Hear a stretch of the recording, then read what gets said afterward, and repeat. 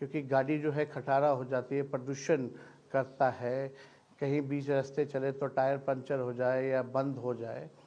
तो सरकार अगर 20 साल तक अगर चले तो उसकी भी स्थिति जो है खटारा गाड़ी जैसी हो जाती है। तो मुझे लगता है कि बदलाव होते रहना चाहिए।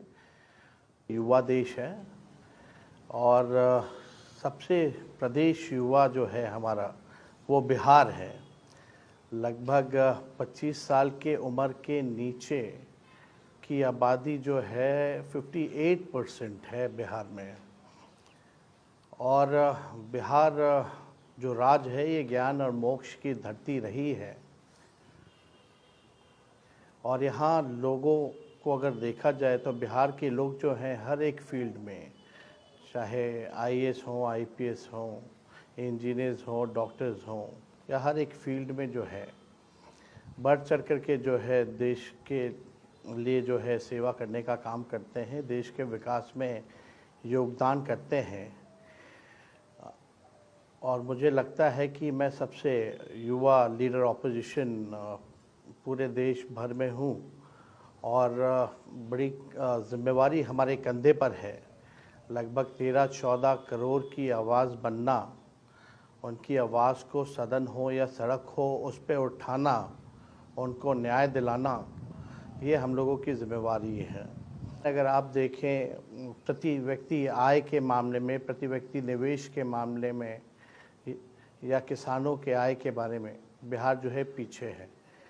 मुझे लगता है कि बिहार में बहुत ही स्कोप है बिहार को आगे ले जाने के लिए। उसके लिए एक विज़न चाहिए, एक रोड मैप चाहिए और सबसे महत्वपूर्ण बात जो है विल पावर चाहिए।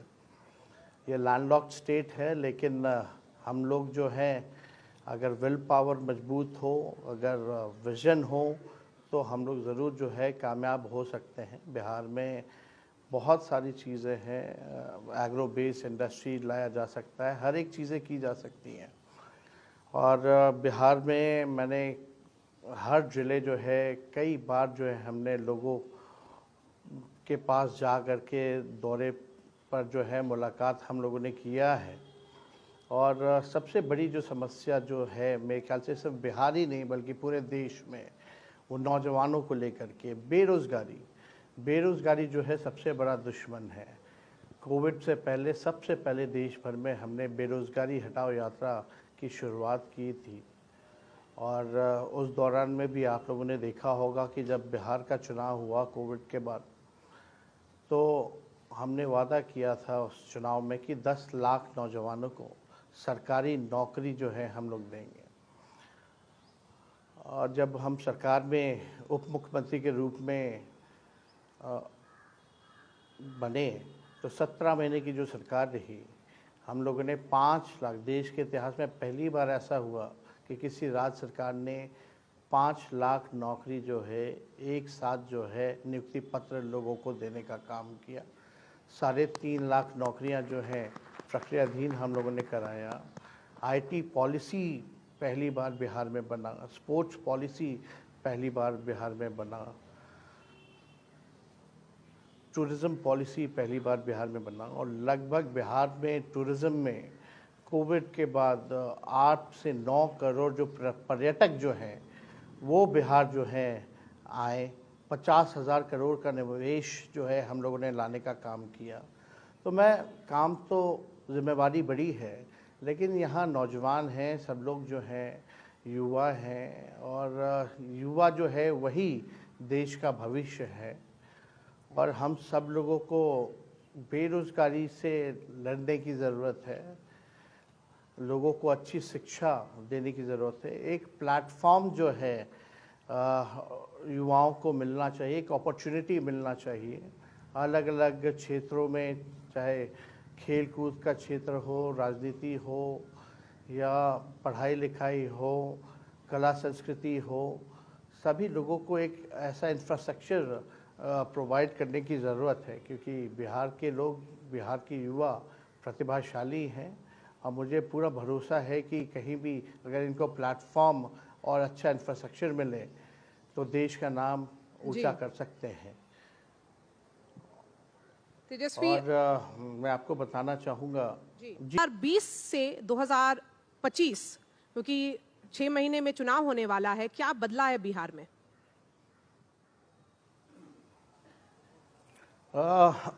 देखिए, बिहार में हमारे जो चाचा मुख्यमंत्री हैं वो तो कह रहे हैं 10 साल में दुनिया ही ख़त्म हो जाएगी।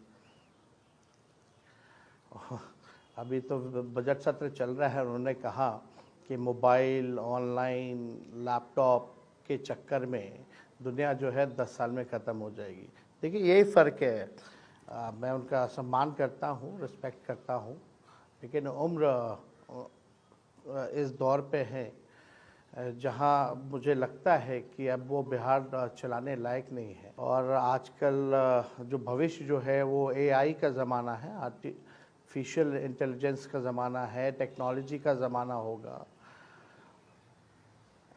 तो मुझे लगता है कि जिस प्रकार से बिहार में युवाओं को हम लोगों ने अपॉर्चुनिटी दी, आज जो हम लोगों ने रेखा जो खींची है, आज उसी लाइन पे जो है सभी लोग जो है बात कर रहे हैं, बेरोज़गारी की बात कर रहे हैं, रोज़गार की बात कर रहे हैं। तो मुझे लगता है कि मुद्दे पे बात होनी चाहिए। और बिहार जो है इस बार जो है बदलाव चाहता है। आपको भी पता है कि सरकार कोई गाड़ी 15 साल से ज़्यादा अनुमति नहीं देती है चलाने के लिए, क्योंकि गाड़ी जो है खटारा हो जाती है, प्रदूषण करता है। कहीं बीच रास्ते चले तो टायर पंचर हो जाए या बंद हो जाए, तो सरकार अगर 20 साल तक अगर चले तो उसकी भी स्थिति जो है खटारा गाड़ी जैसी हो जाती है। तो मुझे लगता है कि बदलाव होते रहना चाहिए। मुख्यमंत्री हैं, जिस हिसाब से क्राइम का ग्राफ बिहार में बढ़ रहा है, करप्शन की बात है या बेरोज़गारी की बात है या गरीबी की बात, पलायन की बात, आज भी बिहार वही है, सबसे पीछे है, अव्वल राज्यों में आ नहीं पाए। आप देखिएगा चंद्रबाबू नायडू जो हैं स्पेशल पैकेज लेके 2 लाख करोड़ से भी ज़्यादा वो आंध्र प्रदेश लेके गए, लेकिन हमारे मुख्यमंत्री जो है नीति आयोग की बैठक में भी नहीं जाते, इंडस्ट्रियलिस्ट से नहीं मिलते हैं। यहाँ जो इन्वेस्टमेंट करने जो निवेशक जो आते हैं वो पटना में उनसे नहीं मिलते हैं।